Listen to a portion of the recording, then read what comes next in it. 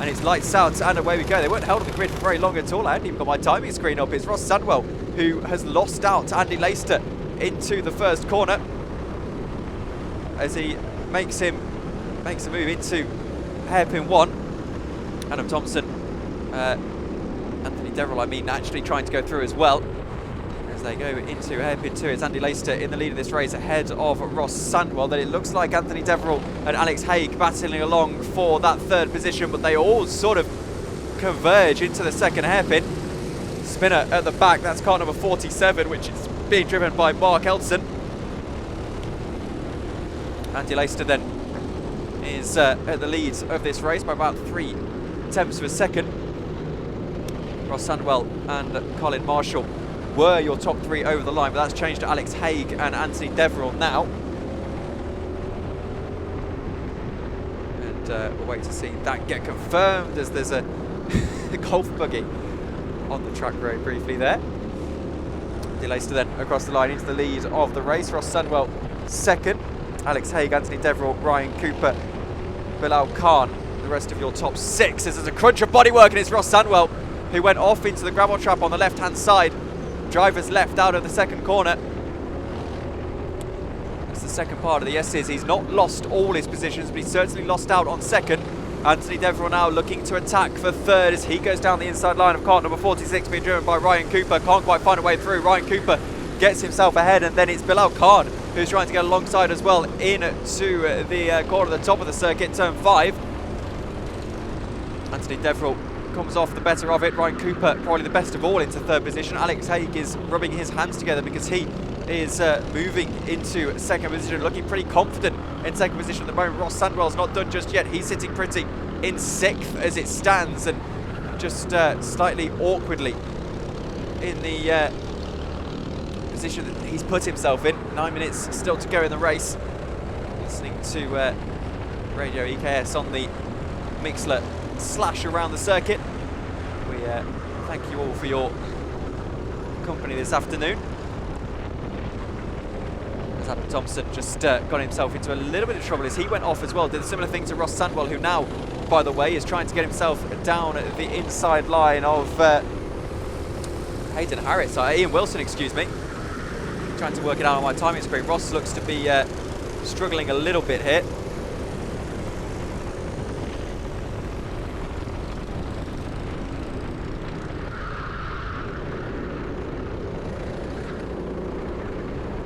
There's 9 minutes to go in the race. Andy Laister is in the lead at the moment.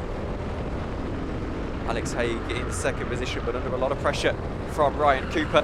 As down the inside line goes Ryan Cooper and Alex Hague, and tries to get himself through and does. So Alex Hague falls down into third position. This is a cracking race so far in the heavyweight category as Anthony Deverell follows himself through as well, as does Bilal Khan. So Alex Hague falls all the way from second position down into just about 5th at this point. Ian Wilson's involved as well. Ross Sandwell not too far away, as now down the inside line goes Alex Hague on Ian Wilson and on Bilal Khan as well. Finds his way through. They're 3 wide. In the middle is Alex Hague. Ian Wilson ends up going through as they all agree to sort of work together now. It's the only thing they can do. The order is Andy Laister, Ryan Cooper and Alex Hague. Anthony Deverell, Bilal Khan, your top 5. That's completely changed as well, of course, as Anthony Deverell's in third as it stands. Anything correct about that list is Ryan Cooper in second position. Alex Hague falls down into about 5th. Ian Wilson's just behind Anthony Deverell. He now goes down the inside line of Ryan Cooper once again. That gives Ian Wilson the chance. Bilal Khan now capitalises, and all of it goes into the grass very, very briefly. That'll lose him the position to Alex Hague unless he can hold it on the inside line. There's also 2-lane running further behind as the drivers stream into Paddock Bend. Ross Sandwell still defending here. As now it calms down a little bit as Bilal Khan and Alex Hague break away from the pack a little bit behind. Ian Wilson is got a bit of breathing room as well as he watches Anthony Deverell just ahead of Ryan Cooper in that battle for second position. Andy Laister's gone, by the way. It reminds me almost of PF International last year as Ian Wilson goes down the inside of Anthony Deverell into turn 5. That is a fine move for him. Really, really good move actually, and now can focus his attention back on second place and Ryan Cooper.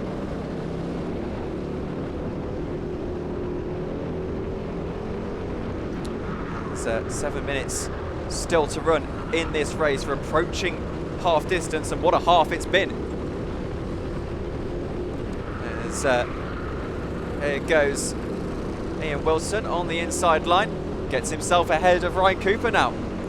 So Ryan Cooper is now ahead of Ian Wilson is now ahead of Ryan Cooper, I should say, as Anthony Deverill slots in behind. There's a battle between Alex Hague and Bilal Khan that's still going on, as Ross Sandwell, by the looks of things, is absolutely furious with the drivers in front of him as he dives down the inside line. It's James Clare that he's upset with, I believe, as he's fallen down now into about 8th position. So James Clare potentially has a penalty coming as well. I have to say I didn't see an advantage by contact, but sounds like there may well have been one involved there. Ian Wilson then 2nd position. Ryan Cooper in at 3rd, but nowhere near out of the way of Anthony Deverill just yet. 5 minutes 51 seconds still to go.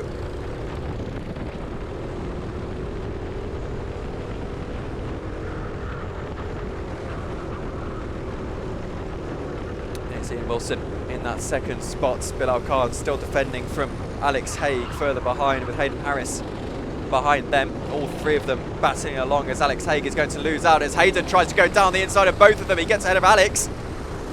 It's car number 34. He can't quite get ahead of Bilal though, as Ross Sandwell still battling along further back in the field. Adam Thompson's involved in that battle now. Andy Laister still in the lead. 5 minutes still to go. Fastest lap time of 59.2 for Andy Laister as well, so he is absolutely flying in this one.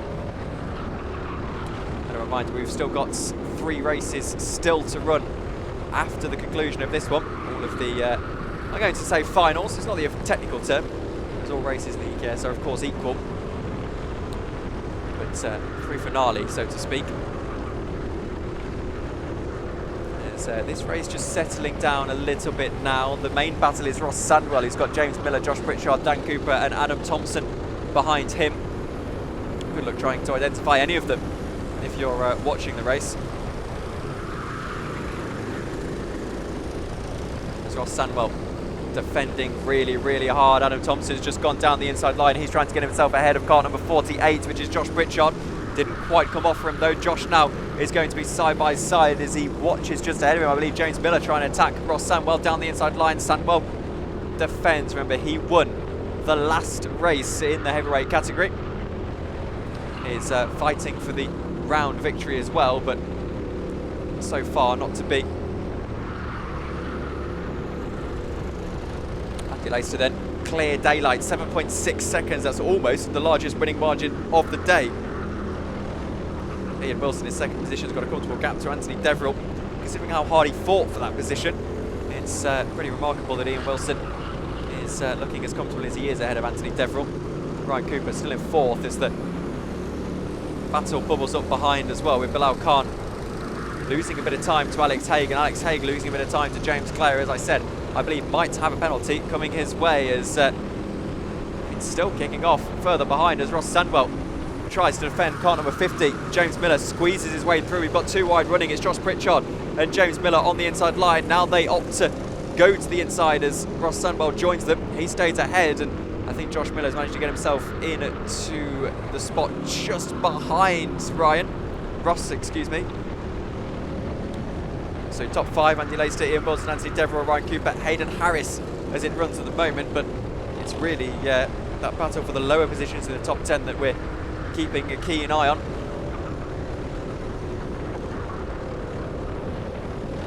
Andy Laister then passes me once more. 2 minutes 30 to go, so probably 2 laps when we get to the line. I'd be surprised if it was any more. I don't think you'll see it was 3 laps, excuse me, because he won't see last lap next time, but it'll be the time after that. Ross Sandwell still defending as Adam Thompson now thinks to the inside line as cart number 45 goes through with 3 wide actually, and Ross Sandwell really, really frustrated. So now Looks like Ross Sandwell's lost out to Alex Coley, not Alex Coley, excuse me, James Miller, and Dan Cooper's gone through as well. And Ross is getting really, really frustrated. He's actually a little bit ill-tempered, this battle now, as Adam goes down the inside line to make it worse for Ross Sandwell, but can't quite find a way through. Josh Pritchard can, though, as he tries to squeeze through, forces Adam a little bit wide. Andy Laister then will not see last lap at the end of this lap, but at the end of next lap, so 2 laps to go from this point here. He's going into turn 5 now. Josh Pritchard and Ross Sandwell are now battling it together. It's across the line. I can tell you that it's James Miller and Dan Cooper in 10th and 11th position ahead of Ross Sandwell. It's a very ill-tempered affair between those two drivers. As Miller is now getting a little bit angry.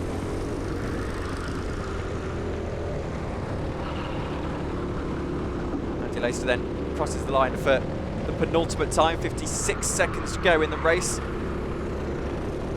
He'll see last lap at the end of this lap, I'm sure. Making his way into turn number 4, which is the second hairpin here at Rowrah.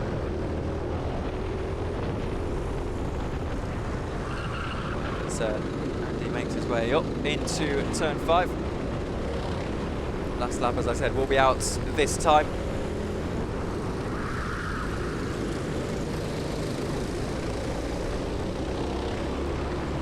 And Xiaofeng Yang goes off at turn 1. It's not ideal at all from Xiaofeng. Andy Laister then through the final corner. There's only 9 seconds to go. He was actually a little bit unlucky to not have that be his final lap, but last lap is out. He crosses the line with 1 second to go. And what a drive. He hasn't won in the EKS since PF International all those months ago. And he's actually been the standout in what has otherwise been a pretty ill-tempered race, it has to be said. As James Clare makes contact with Bilal Khan as he tries to get through for 5th position. Isn't able to do so. He does get alongside though as they go into the second hairpin on this final lap. Bilal Khan's going to have to defend. They've got a driver on their inside as well, as here goes James Clare all the way around the outside line, loses out. Alex Hague is getting involved as well. We're going to be 3 wide almost, as on the inside of Bilal Khan is Hayden Harris. Now James Clare goes to the inside of Hayden Harris into turn 5. Hayden on the inside of Bilal Khan gets through as well, and oh dear, there's contact in into the wall. Goes Bilal Khan. That lets James Clare go through. Andy Laister rounds the final corner. He takes victory as Ross Sandwell's been spun around as well in turn number 4. It's Andy Laister who takes victory, and Ross Sandwell is absolutely livid with him being taken out there. But Andy Laister takes victory. Ian Wilson and Anthony Deverill, the 3 in this race that seem to have been the least ill-tempered. Oh dear, there's almost a takeout into the first corner. This is getting very, very messy now. It was James Clare and Hayden Harris. Neither of them wanted to back out after checkered. So I'll tell you what the order is based on the running before any penalties, as Ross Sandwell is still battling along. He's just been overtaken. Can't quite see by who, I'm afraid. But he'll finish in last position in the end, unfortunately, for your winner. Andy Laister takes victory ahead of Ian Wilson. Anthony Deverill, Ryan Cooper and James Clare is your top 5. I'm not going to run through much more than that right now, because it sounds like there's a few penalties that might be given out at the end of that one, but we'll be back in a few moments' time for the first race 3 of the day.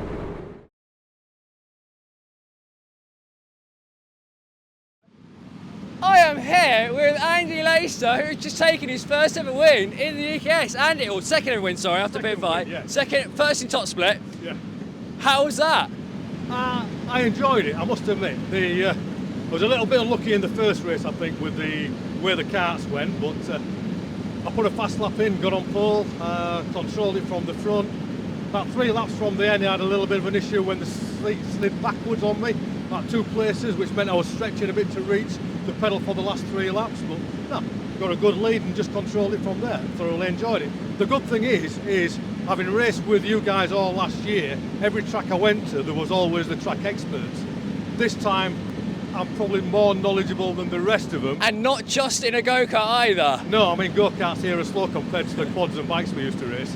So, but again, it's still learning the slightly different lines and what have you with the go-karts. But yeah, I've been here 3 or 4 years, once or twice a year with the go-kart. So track knowledge is a little bit better than anybody else's, and it looks like it's paid off.